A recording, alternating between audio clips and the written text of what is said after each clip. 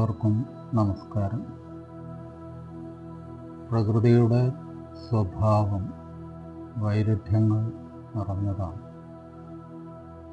പ്രകൃതിയാകെ തന്നെ വിരുദ്ധമായിട്ടുള്ള ശക്തികൾ നിറഞ്ഞു നിൽക്കുന്നതായി, അവ തമ്മിൽ ഒരേ സമയം ഏറ്റുമുട്ടുകയും അതോടൊപ്പം ഒന്ന് മറ്റൊന്നിൻ്റെ നിലനിൽപ്പിന് കാരണമായി ഭവിക്കുകയും ചെയ്യുന്നു.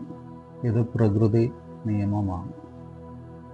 അതുകൊണ്ട് തന്നെ പ്രകൃതിയാകെ തന്നെ നോക്കുമ്പോഴും സമൂഹത്തെ ശ്രദ്ധിക്കുമ്പോഴുമൊക്കെ നമുക്ക് വ്യക്തമാകുന്ന ഒരു കാര്യം, സമൂഹത്തിലും വൈവിധ്യങ്ങളും വൈരുദ്ധ്യങ്ങളും നിറഞ്ഞു നിൽക്കുന്നു എന്നുള്ളതാണ്. ഈ വൈരുദ്ധ്യത്തെ എപ്രകാരം തമ്മിൽ ഇണക്കി ചേർക്കാം എന്നുള്ളതാണ് ലോകമെങ്ങും ഉണ്ടായിട്ടുള്ള തത്വചിന്തകരും അതുപോലെ പ്രപഞ്ച സത്യത്തെ അന്വേഷിച്ച മഹാത്മാക്കളും ആരാഞ്ഞുകൊണ്ടിരുന്നു. എങ്ങനെ വൈരുദ്ധ്യത്തെ സമീകരിക്കുക, സമന്വയത്തിലേക്ക് കൊണ്ടുവരിക, സംഘർഷരഹിതമാക്കി തീർക്കുക, ഇതാണ് തത്വചിന്തയുടെ പ്രധാന പ്രശ്നമായിട്ട് ഉയർന്നു വന്നിട്ടുള്ള കാര്യം. ഇന്ത്യയെ സംബന്ധിച്ചിടത്തോളം ഇന്ത്യയിൽ നിലനിൽക്കുന്ന സാമൂഹ്യ വ്യവസ്ഥിതിയുടെ ഏറ്റവും വലിയ പോരായ്മ, ഇതിൽ മതത്തിൻ്റെ അടിസ്ഥാനത്തിൽ മനുഷ്യനെ പല തട്ടുകളാക്കി നിലനിർത്തിയിരുന്നു എന്നുള്ളതാണ്. അത് ജാതി വ്യവസ്ഥയുടെ രൂപത്തിലും വർണ്ണവ്യവസ്ഥയുടെ രൂപത്തിലുമൊക്കെയാണ് ഇന്ത്യൻ സമൂഹത്തിൽ നിലനിന്നിരുന്നത്. ഭാരതീയ ഋഷിമാർ പ്രപഞ്ചമാകെ നിറഞ്ഞു നിൽക്കുന്ന ഏകമായ ഒരു സത്യത്തെക്കുറിച്ച് പറഞ്ഞു വച്ചിട്ടുണ്ട്. സത്യം ഏകമാണെന്നും ആ സത്യം തന്നെയാണ് പ്രപഞ്ചമായി പ്രകാശിച്ചു നിൽക്കുന്നതെന്നും ആ സത്യം സർവവ്യാപിയാണ് എന്നും നമ്മുടെ ഋഷീശ്വരന്മാർ പറഞ്ഞു വെച്ചു.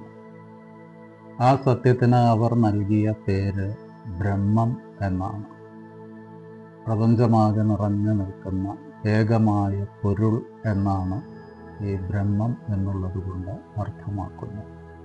ഒരേ ബ്രഹ്മസത്യം തന്നെ പ്രപഞ്ചമാകെ നിറഞ്ഞു നിൽക്കുന്നു എങ്കിൽ അതിൽ നിന്ന് വേറിട്ട് ഒന്നും ഈ പ്രപഞ്ചത്തിലില്ല എങ്കിൽ എങ്ങനെയാണ് മനുഷ്യരിൽ മാത്രം ഉച്ചനീചത്വങ്ങൾ രൂപം കൊള്ളുകയും മതത്തിൻ്റെ പിൻബലത്തോടു കൂടി അത് സ്ഥാപനവൽക്കരിക്കപ്പെടുകയും ചെയ്തത് എന്നുള്ളത് ആശ്ചര്യകരമായിരിക്കുന്നു.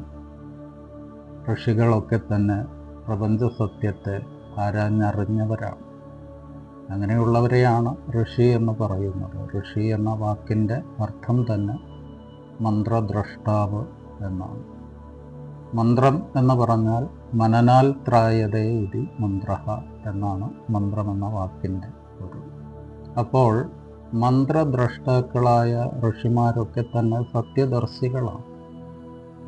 ആ സത്യദർശികൾ ആവിഷ്കരിച്ച നമ്മുടെ മഹനീയമായ പാരമ്പര്യത്തിൽ എന്തുകൊണ്ടാണ് മനുഷ്യനെ പല തട്ടുകളാക്കി നിലനിർത്തുന്ന സമ്പ്രദായം വേരുപിടിക്കുകയും അത് പിന്നീട് സമൂഹത്തിൻ്റെ ഒരു വ്യവസ്ഥയായി മാറുകയും ചെയ്തത് എന്നുള്ളത് അത്ഭുതകരമായിട്ടാണ് നമുക്ക് അനുഭവപ്പെടുന്നത്. ഈ ഒരു ലളിതമായ സത്യമാണ് ഗുരുവിൻ്റെ മുൻപിൽ ഉയർന്നു വന്ന ഏറ്റവും വലിയ സമസ്യ. എന്തുകൊണ്ട് മനുഷ്യർ പല ജാതികളായി, പല മതങ്ങളായി, തമ്മിൽ സംഘർഷത്തിന് കാരണമായി ഭവിക്കുന്ന വിവിധ ചിന്താപ്രസ്ഥാനങ്ങളായി രൂപം പ്രാപിച്ചു നിൽക്കുന്നു? ഇവയെ തമ്മിൽ കൂട്ടിയിണക്കുന്ന ഒരു കണ്ണി നമുക്ക് കണ്ടെത്തേണ്ടതല്ലേ? വാസ്തവത്തിൽ ഗുരു അന്വേഷിച്ചതും ഗുരു കണ്ടെത്തിയതും ഈ ഒരു വലിയ പ്രപഞ്ച സത്യത്തെയാണ്. അത് പ്രാചീനമായ ഋഷിമാർ കണ്ടെത്തിയ സത്യം തന്നെ ആയിരുന്നു എങ്കിലും ഋഷിമാർ, പ്രാചീനരായ ഋഷിമാർക്ക് അതിൻ്റെ ആവിഷ്കാരത്തിൽ വന്ന പാളിച്ചകൾ, പോരായ്മകൾ ഇതൊക്കെ തിരുത്തേണ്ടത് ആധുനിക യുഗത്തിൻ്റെ ആവശ്യമായിരുന്നു. അതുകൊണ്ട് തന്നെയാണ് യുഗാചാര്യനായ ശ്രീനാരായണ ഗുരു മനുഷ്യരിൽ ഏകത്വത്തെ സാക്ഷാത്കരിക്കുന്നതിന് വേണ്ടി തൻ്റെ കർമ്മങ്ങളും തൻ്റെ കൃതികളിലൂടെയും സന്ദേശങ്ങളിലൂടെയും ഈ ലോകത്ത് പ്രവർത്തിക്കുക. ഗുരുവിൻ്റെ അടിസ്ഥാനപരമായ സത്യദർശനം ഏകത്വത്തിൽ അധിഷ്ഠിതമാണ്. ഏകലോക മാനവികതയാണ് ശ്രീനാരായണ ഗുരു ലോകത്തിന് നൽകിയ ദർശനത്തിൻ്റെ സാരം എന്ന് പറയുന്നത്.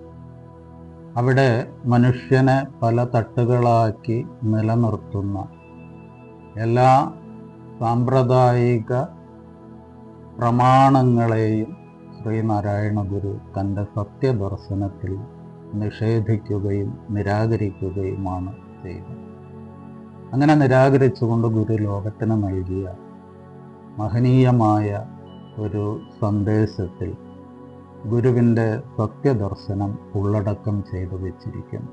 ആ സന്ദേശമാണ് ഒരു ജാതി, ഒരു മതം, ഒരു ദൈവം മനുഷ്യന് എന്നുള്ളത്.